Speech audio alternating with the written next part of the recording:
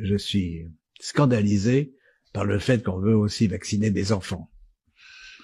Parce que là, on touche vraiment aux générations futures.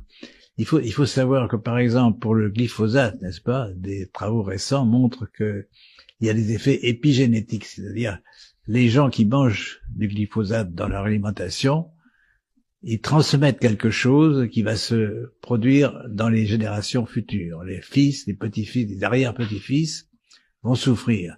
Bon, ceci a été montré chez des rats pour l'instant, mais on peut extrapoler à l'homme. Donc, il y a des effets épigénétiques. Il faut penser à ça. C'est-à-dire, il faut pas seulement penser à ses propres générations, mais au futur.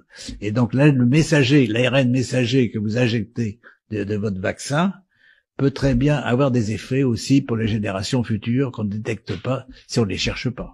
Donc là, c'est la persistance, on va dire, de ces substances qu'on injecte sans vraiment connaître les conséquences à moyen terme et à long terme. Absolument. Là, on nage dans l'inconnu total et essayer de proclamer la vaccination obligatoire pour tous, c'est une folie. C'est une folie vaccinatoire contre laquelle je m'élève absolument.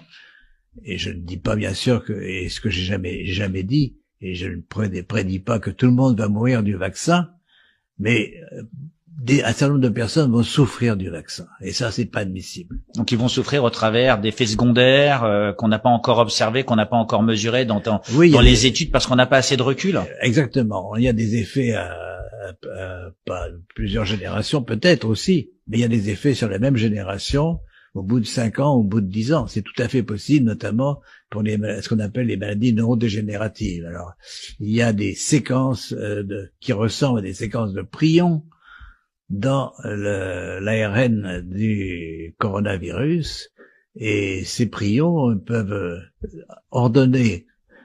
désordonner plutôt des protéines naturelles du cerveau pour les modifier et en faire des prions.